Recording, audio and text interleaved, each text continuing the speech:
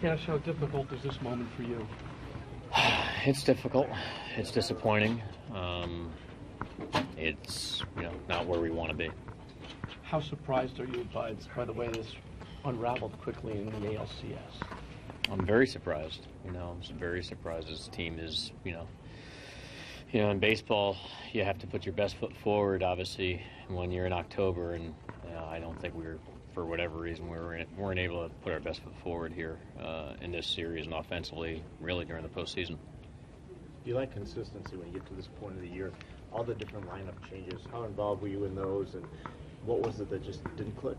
I was very involved, but I was very involved with the lineups throughout the year, so, it's something that's not different.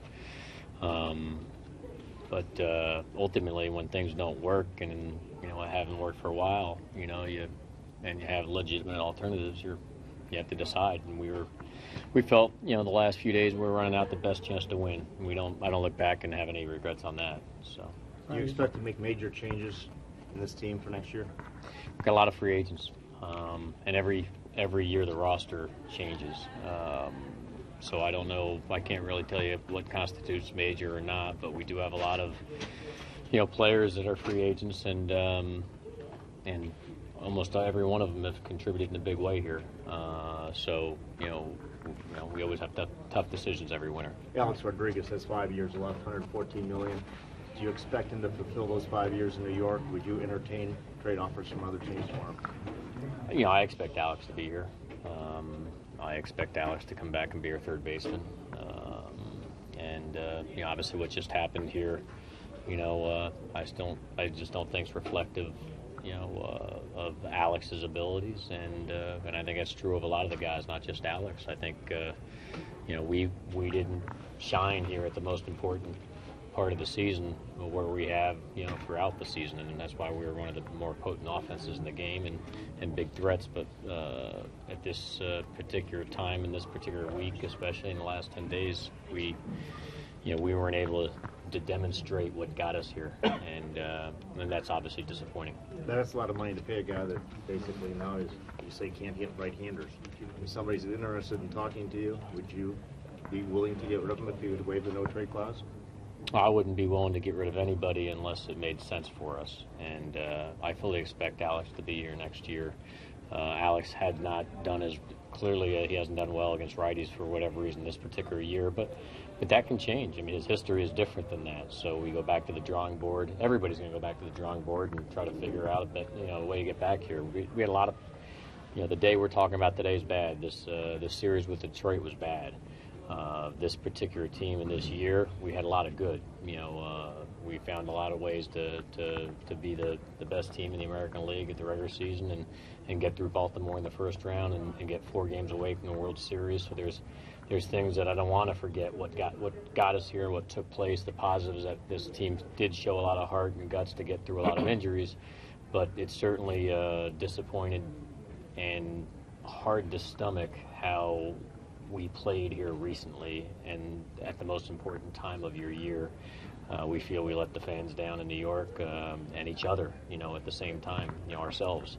And that's everybody from the front office to the manager, the coaching staff, and the players. I mean, we're all disappointed in not being able to rally the troops and get this thing done at this particular moment in time, which is the most important. So we'll figure it out. We have great players. We have good players. We're one of the better teams in the game. Unfortunately, we're not going to be able to move forward to prove that. What about Swisher and Granderson? Will their performance in the postseason impact the decision of you bringing them back or not?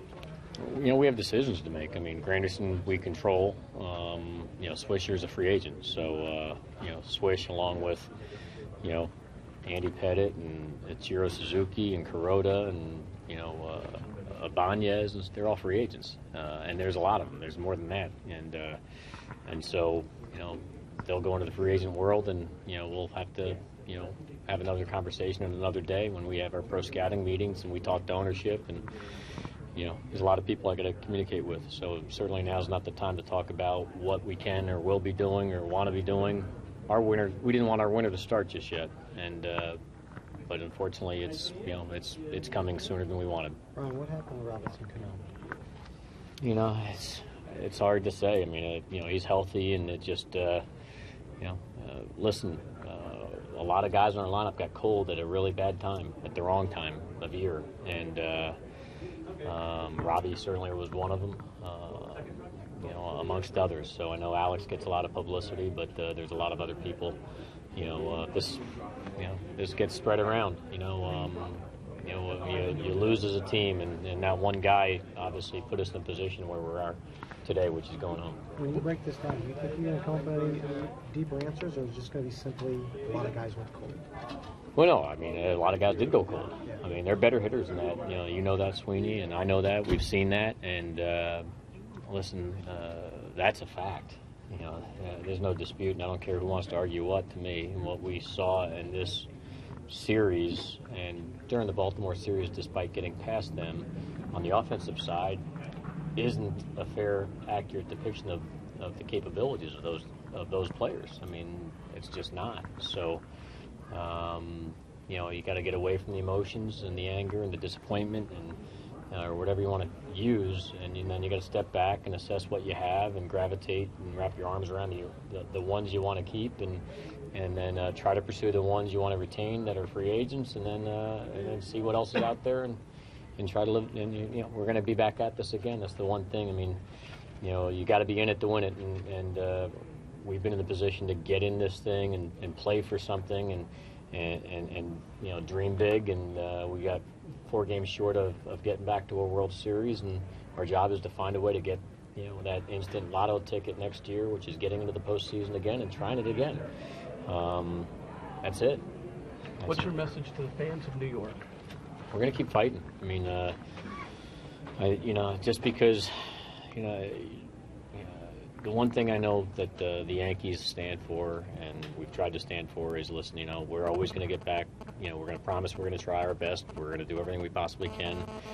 Some years, obviously, we have more success than others, but you can count on us trying to stay in it to win it. And that's all I can say. It's the Steinbrenner, philosophy, which is doing anything you can to make sure that team is competitive, and the fans of New York have a belief that this team has a chance to do something special. And that belief existed again this year. We fell short of our goal, and we're sorry about that. And we're going to go fight again next year for it, and try to take this whole, be the last team standing. And unfortunately, we weren't able to finish that off this year. Would you anticipate your coaching staff coming back in full? We'll go through all of it. I got other meetings. I mean, do I anticipate that? Yes. But have we had a chance to sit back, and do I have a chance to talk to my manager about it and everything? No, I haven't done that. But do I anticipate changes right now? I don't anticipate that. But that doesn't mean there won't be. When you see an offense go cold like this, some people say, could the hitting coach have done anything else? I mean, could Kevin Long have done anything else in your opinion? Outside of pull his hair out, no. And I think he probably even tried to do that. And listen, we've tried everything. We changed the lineup around. The guys worked their tail off. But there's only so much anybody can do. And we tried everything. I know he tried everything, and he's one of the best hitting coaches in the game. So as far as I'm concerned, but unfortunately, a bad spell hit us right now, and you credit the opposing pitching to some degree. I don't want to take anything away from the Tigers or the Orioles, but at the same time, I think the perfect storm hit at the same time, where a collection of the opponent's pitching made great pitches, as well as our guys getting themselves out and maybe getting away from their DNA a little bit.